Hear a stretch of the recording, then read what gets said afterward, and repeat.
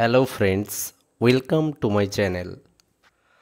আজকের আমি যে বিষয় নিয়ে আলোচনা করব সেটি হলো প্রাইমারি এবং আপার প্রাইমারি দুটোরই ক্ষেত্রে প্রয়োজন এরকম একটি গুরুত্বপূর্ণ বিষয় নিয়ে।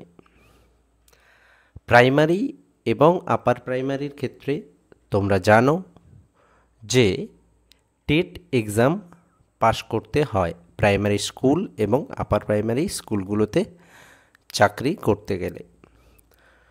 তো সেই টেট এক্সামের সিলেবাসের মধ্যে অন্তর্ভুক্ত একটি বিষয় হলো চাইল্ড ডেভেলপমেন্ট অ্যান্ড পেডাগগি। এই চাইল্ড ডেভেলপমেন্ট অ্যান্ড পেডাগগির সিলেবাসে যে সমস্ত বিষয়গুলো আছে সেই সমস্ত টপিকগুলো আমি ধীরে ধীরে আমার এই চ্যানেলে নিয়ে আসব এবং সেই সম্পর্কিত বিভিন্ন প্রশ্ন উত্তরও আমি ধাপে ধাপে আলোচনা করব।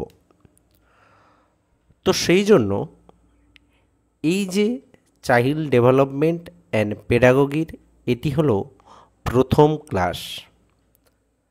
তাই যারা প্রাইমারি এবং আপার প্রাইমারির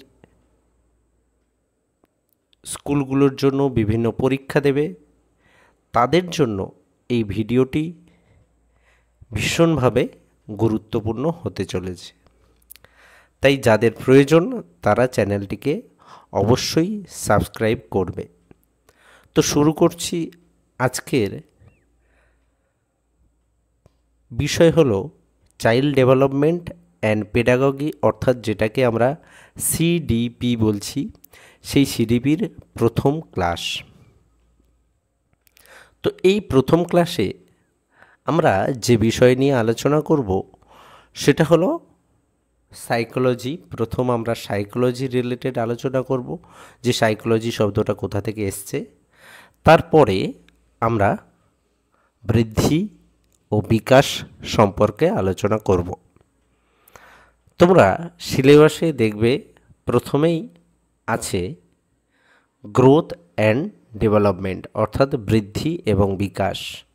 কিন্তু এই বৃদ্ধি এবং বিকাশে যেতে গেলে প্রথমেই আমাদেরকে সাইকোলজি সম্পর্কে একটু জানতে হবে।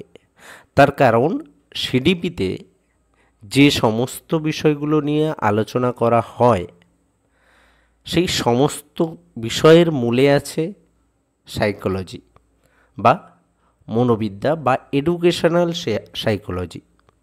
তো সেই জন্য আমি সাইকোলজি থেকেই শুরু করছি। তো প্রথমেই এখানে বলা হয়েছে যে প্রাচীন দার্শনিক গ্রিক দার্শনিক অ্যারিস্টটলকে মনোবিদ্যার আদি প্রণেতা বলা যেতে পারে। তো এখানে তাহলে প্রথমে কি বলা হয়েছে, যে প্রাচীন গ্রিক দার্শনিক অ্যারিস্টটলের নাম আমরা সবাই জানি। তো এই অ্যারিস্টটলকে মনোবিদ্যার আদি প্রণেতা বলা যেতে পারে।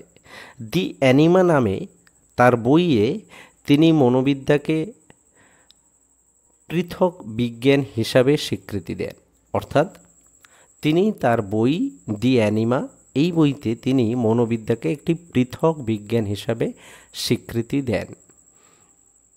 এই যে দি অ্যানিমা, এই গ্রন্থটি অনেক সময় পরীক্ষায় আসে যে গ্রন্থটি কার লেখা, তাহলে এটি অ্যারিস্টটলের লেখা। তারপর বলছে গ্রিক ভাষায় সাইকি কথার অর্থ হলো আত্মা এবং লোগোস কথার অর্থ হলো যুক্তিপূর্ণ তথ্য বা বিজ্ঞান। অর্থাৎ সাইকোলজি এই শব্দটা দুটি ভাগে ভাগ করা হয়েছে।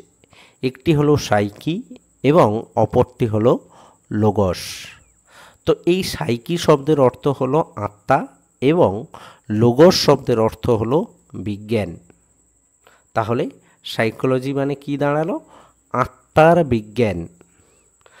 এখানে পরের লাইনেই বলছে, তাই প্রাচীন দার্শনিকগণের ধারণা অনুযায়ী মনোবিদ্যা হলো আত্মার অনুশীলনকারী বিজ্ঞান। তাহলে প্রথমে কি জানলাম যে সাইকোলজি হলো আত্মার অনুশীলনকারী বিজ্ঞান। তারপর বলছে পরবর্তীকালে ডেকার্টে বলেন মনোবিদ্যার বিষয়বস্তু হলো মন বা মাইন্ড, তাই তার কাজ হবে মনের বিভিন্ন ক্রিয়া অনুশীলন করা। কিন্তু এই ধরনের অসুবিধা আত্মা বা মনের কোনো অস্তিত্ব খুঁজে পাওয়া যায় না। তাহলে পরবর্তীকালে ডেকার্টে কি বলল, যে মনোবিদ্যার বিষয়বস্তু হবে মন, অর্থাৎ মনের বিভিন্ন ক্রিয়া নিয়ে আলাপ আলোচনা বা অনুশীলন করা। তাহলে আত্মার পরে এলো কি মন, মনের বিজ্ঞান। সাইকোলজি হচ্ছে মনের বিজ্ঞান, সায়েন্স অফ মাইন্ড। কিন্তু সমস্যা হলো এই আত্মা বা মনের অস্তিত্ব সঠিকভাবে সন্ধান পাওয়া যায় না। তো সেই জন্য পরে কি বলছে, সুতরাং এরকম কোনো জিনিস বিজ্ঞানের বিষয়বস্তু হতে পারে না। তো যেহেতু মন বা আত্মার তেমন কোনো বাস্তবিক অস্তিত্ব আমরা খুঁজে পাই না, তাই অনেকে বলছে যে বিজ্ঞানের বিষয়বস্তু এরকম হতে পারে না। এইবার বলছে এই কারণে লক, হবস এবং বেন প্রভৃতি দার্শনিক এই মতবাদকে আরও বিশ্লেষণ করে বলেন অভিজ্ঞতাই হলো সব জ্ঞানের ভিত্তি। এই অভিজ্ঞতা আসে প্রত্যক্ষণের মাধ্যমে। মনের মাধ্যমে যা প্রত্যক্ষ করা যাবে তা হলো চেতন মানসক্রিয়া। চেতনার মাধ্যমে আমরা মনের অস্তিত্ব উপলব্ধি করি। এই মতবাদকে আরও সুপ্রতিষ্ঠিত করেন ঊনবিংশ শতাব্দীর শেষের দিকে উইলিয়াম জেমস। তিনি বলেন মনোবিদ্যা বস্তুনির্ভর বিজ্ঞান হতে পারে যদি তার অনুশীলনের বিষয়বস্তু হয় চেতনা। তাহলে আমরা কি জানলাম, যে এই যে আত্মা এবং মন, এই দুটোর যেহেতু তেমন কোনো অস্তিত্ব নেই, সেই জন্য অনেকে মানতে রাজি নয় যে এটা মনোবিদ্যার বিষয়বস্তু হতে পারে না। তাই পরবর্তীকালে লক, হবস, বেন এরা কি বলল, যে অভিজ্ঞতার মাধ্যমেই জ্ঞানের অর্জন হয় বা অভিজ্ঞতাই হলো সব জ্ঞানের ভিত্তি। আর এই অভিজ্ঞতা কোথা থেকে আসছে না, প্রত্যক্ষণের মাধ্যমে। তাই প্রত্যক্ষণের মাধ্যমে যা কিছু প্রত্যক্ষ করা যাবে বা চেতন মানসক্রিয়া বা চেতন প্রক্রিয়ার মাধ্যমে যা কিছু উপলব্ধি করা যাবে, সেই সমস্ত বিষয়বস্তু মনোবিদ্যার বিষয়বস্তু হতে পারে। ঠিক এই ধারণাকে পরবর্তীকালে উইলিয়াম জেমস কি বললেন, যে মনোবিদ্যা হলো চেতনার অনুশীলনকারী বিজ্ঞান। এই যে প্রথমে চেতনার কথা বলা হলো, এই চেতনার অনুশীলনকারী বিজ্ঞান কে বলল না, উইলিয়াম জেমস। এবারে তারপর বলছে অর্থাৎ মনোবিদ্যা হলো চেতনার অনুশীলনকারী বিজ্ঞান, এটা কে বলছে না, উইলিয়াম জেমস। তারপর বলছে আবার উইলিয়াম ম্যাকডুগাল বলছে মনোবিদ্যা হলো প্রাণীর আচরণ অনুশীলনকারী বিজ্ঞান। পরবর্তীকালে তাহলে প্রথমে আমরা কি জানলাম, যে মনোবিদ্যা হলো আত্মার বিজ্ঞান। তারপর কি জানলাম, মনোবিদ্যা হলো মনের বিজ্ঞান। তারপরে আমরা দেখলাম যে বলা হচ্ছে মনোবিদ্যা হলো চেতনার বিজ্ঞান। পরবর্তীকালে উইলিয়াম ম্যাকডুগাল কি বললেন, যে মনোবিদ্যা হলো প্রাণীর আচরণ অনুশীলনকারী বিজ্ঞান। প্রাণীর আচরণ অনুশীলনকারী বিজ্ঞান।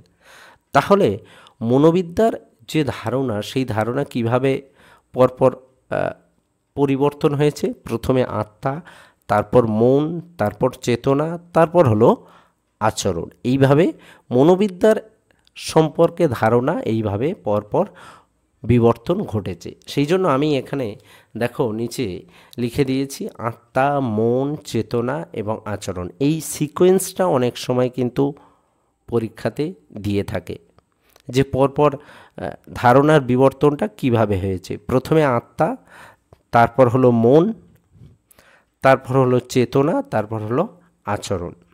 তো এই সিকোয়েন্সটা ভীষণভাবে গুরুত্বপূর্ণ। তো তাহলে এখানে ম্যাকডুগাল কি বলছে, যে প্রাণীর আচরণ অনুশীলনকারী বিজ্ঞান। আবার পরবর্তীকালে ওয়াটসন মনোবিদ্যার সংজ্ঞা দিতে গিয়ে বলছে যে মনোবিদ্যার উদ্দেশ্য হলো মানুষের আচরণ অনুশীলন করা। তাই মনোবিদ্যা হলো মানুষের আচরণ অনুশীলনকারী বিজ্ঞান। ম্যাকডুগাল বলল প্রাণীর আচরণ, আর ওয়াটসন বলল মানুষের আচরণ। এই ওয়াটসনে হচ্ছে আচরণবাদের খুব বড় একজন প্রবক্তা। ওয়াটসনকে আমরা আচরণবাদী একজন শিক্ষাবিদ বলে থাকি। তো ইনি কি বললেন যে মানুষের আচরণ অনুশীলনকারী বিজ্ঞান। তাহলে প্রথমে আত্মার বিজ্ঞান, তারপরে মনের বিজ্ঞান, তারপর চেতনার অনুশীলনকারী বিজ্ঞান, তারপর আচরণ। এই যে আচরণ, ম্যাকডুগাল বলল প্রাণীর আচরণ, পরে ওয়াটসন বলল মানুষের আচরণ অনুশীলনকারী বিজ্ঞান। এটা কিন্তু অনেক সময় পরীক্ষাতে আসে যে কে চেতনার অনুশীলনকারী বিজ্ঞান কে বলেছে, কে প্রাণীর আচরণ বলেছে, কে মানুষের আচরণ অনুশীলনকারী বিজ্ঞান বলেছে মনোবিদ্যাকে। এরকমভাবেও কিন্তু পরীক্ষাতে আসে, এবং সেই জন্যই আমি যে জায়গাগুলো থেকে প্রশ্ন আসে সেগুলো কিন্তু আমি বেশিরভাগ ক্ষেত্রে দেখো হাইলাইট করে দিয়েছি। তো যাই হোক, এইভাবে আমাদের মনোবিদ্যার যে ধারণা, সেই ধারণা পরিবর্তন ঘটেছে। এইবার আমরা কিন্তু মনোবিদ্যার সমস্ত বিষয় নিয়ে আলোচনা করব না।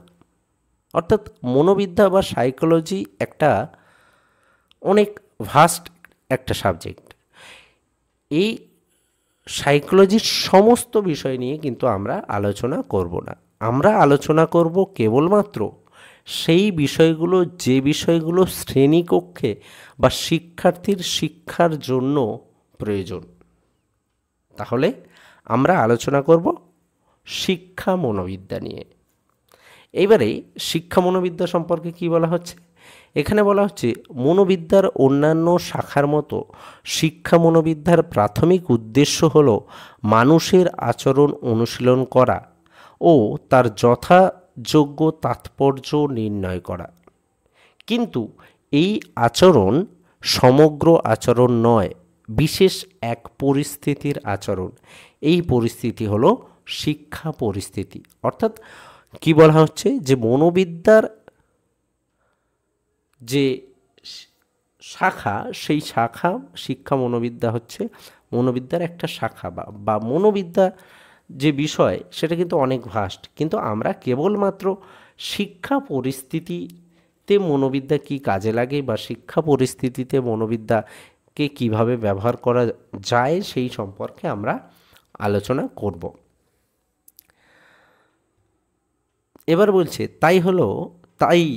তাহলে শিক্ষা মনোবিদ্যা মানুষের শিক্ষাকালীন আচরণকে শুধু অনুশীলন করে। অর্থাৎ শিক্ষা মনোবিদ্যা হলো প্রয়োগমূলক মনোবিদ্যার সেই শাখা যার মাধ্যমে আমরা মানুষের শিক্ষাকালীন আচরণকে অনুশীলন করি। তাহলে শিক্ষা মনোবিদ্যা হলো একটি প্রয়োগমূলক মনোবিদ্যা। এটা কিন্তু মনে রাখতে হবে।